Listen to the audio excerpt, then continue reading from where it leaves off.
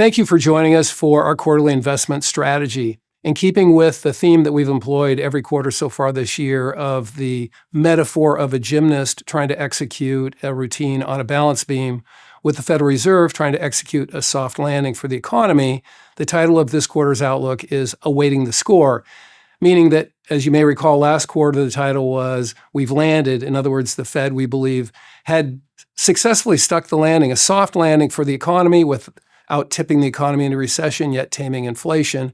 And now, as we look to fourth quarter and next year, the final score will be determined based on whether the Fed stays ahead of the labor market or not in their ability to cut rates without unemployment rising too rapidly. With that backdrop, the takeaways we offer is following.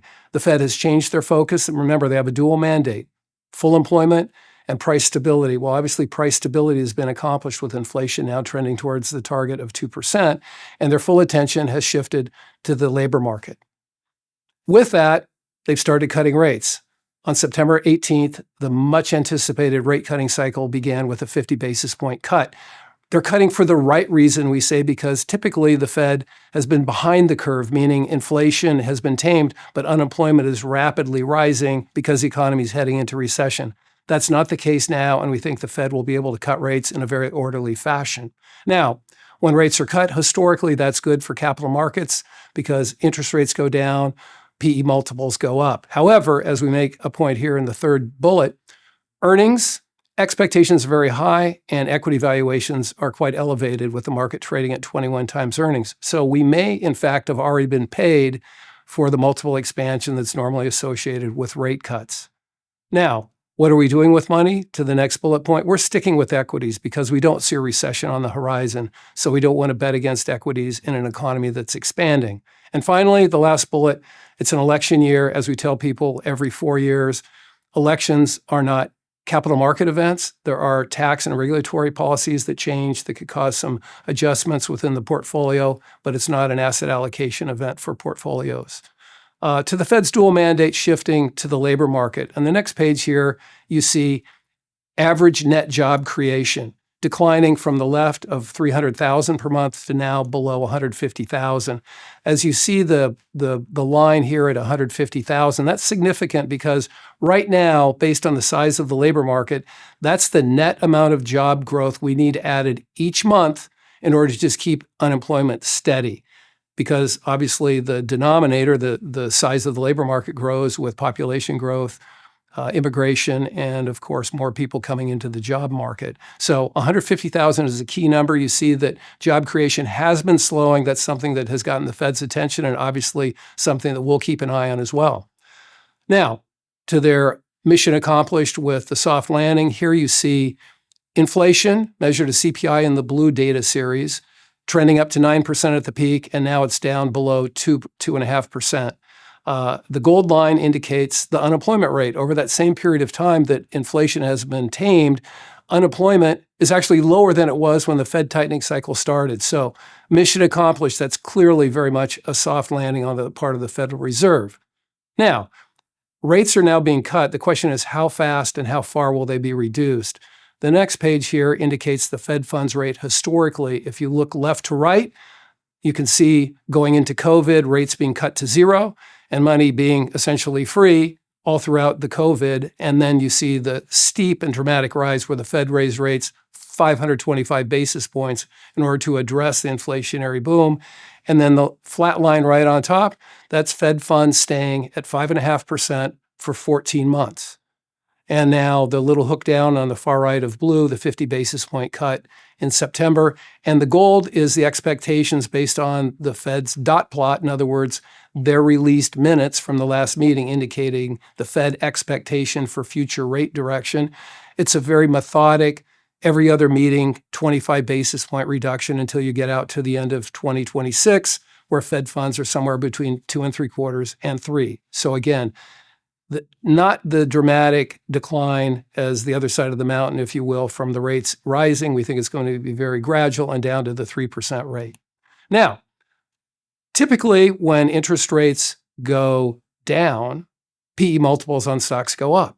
To that end, the next page here, we've segmented what has happened historically 12 months after the first rate cut in previous cycles. Now, there's two outcomes to a rate hike. It's either a hard landing, which is a recession, and that's what you see in the red here. You see what corporate earnings do 12 months from the first cut, and you see what the price of the S&P does. And you see both earnings and the market are down 12 months, obviously, when you go into recession.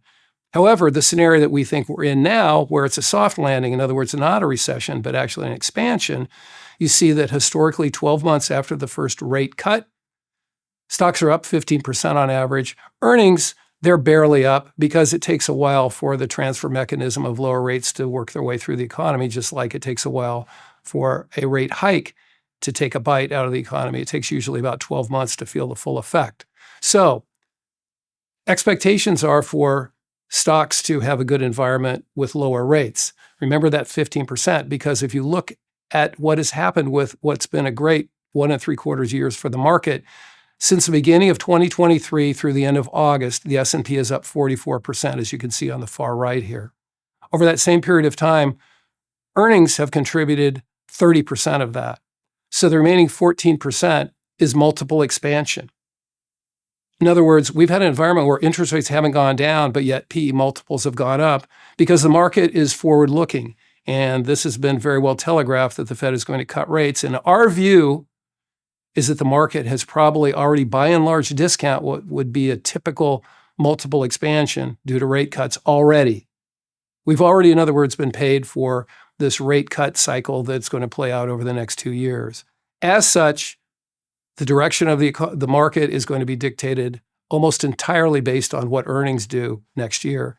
And currently, the expectations are very high. Therefore, earnings to grow 15% on the S&P next year versus this year. That would be a great year, even in a normal expansionary economy, but in one in which the economy is slowing, not expanding, we think that's going to be a very high bar to clear. As such, we wouldn't be surprised if this coming year is one of those rare instances where actually the economy is better than the stock market itself. Now, because we don't foresee a recession, we are not making an allocation change. We're going to stay leaning into risk assets. You don't want to bet against the market in an expanding economy. However, in recent months, we have been taking measures within the portfolio to make changes to reduce the cyclical sectors, the ones that are tied to the pace of economic activity, such as technology and industrials and financials.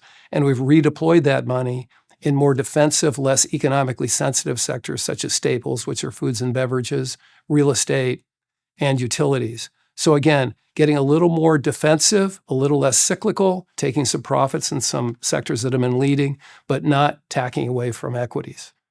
And finally, it's an election year. And we remind people that historically, elections are not capital market events. Certainly, there's tax and regulatory policy that comes out of elections. And there are instances in the past where we have made changes to the portfolio. One example was 21 years ago when there was a change in the treatment of dividends. We created our dividend value strategy, which we have today as a great discipline within the firm. We have at times underweighted sectors such as healthcare, energy, financials based on anticipated changes in regulatory tax policy. But in this economic cycle, we don't see an opportunity, at least an investable theme at this point in time. And finally, as it relates to the election, we took a look back going to 1933 at the different sort of regimes between House and Senate and White House. And as you can see, going left to right, color-coded based on the regime, that historically, the best capital market environment politically has been one where there has been a divided government, where there's some check and balance. If you look to the right, you see that the one-party rule is without any sort of check and balance has not been the best environment for capital markets. We wish you a terrific fall, and we look forward to catching up with you at year end as we look to 2025.